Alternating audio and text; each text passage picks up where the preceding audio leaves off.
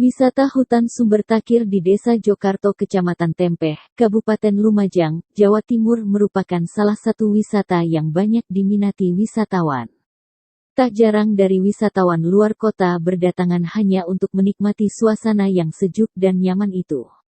Di balik itu, wisata yang luasnya mencapai 9,5 hektar itu ternyata terdapat kisah mistis yang seringkali dikaitkan dengan sejarah dari danau itu sendiri, yang akhirnya menjadikan danau ini cukup menyeramkan. Mbok Karma 73 tahun warga Jokarto mengaku bahwa di danau ini terdapat bangunan kerajaan yang cukup megah. Bahkan dihuni oleh berbagai makhluk halus, dan jika diganggu mereka akan melakukan hal yang sama. Selain itu, menurut Mbok Karma ini bukan mimpi, melainkan cerita nyata yang dialami orang Sembon. Pada saat itu dia pulang melewati danau yang awalnya sepi, tiba-tiba ada pasar.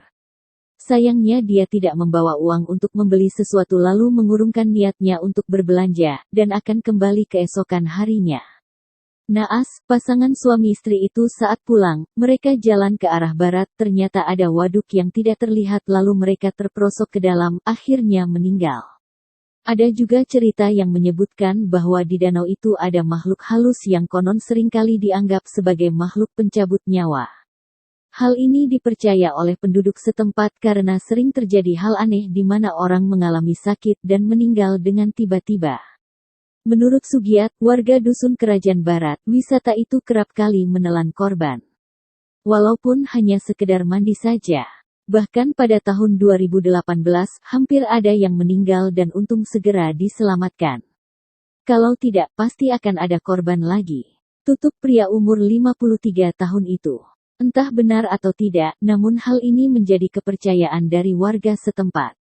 Meski dianggap sebagai danau angker, namun tetap saja para wisatawan tertarik untuk tetap berkunjung ke tempat ini.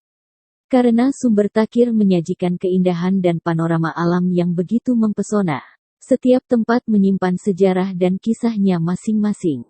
Begitu juga dengan sumber takir yang merupakan tempat angker di Jokarto, memiliki sejarah tentang kisah terdahulu dan juga mitos yang menjadi kepercayaan warga setempat.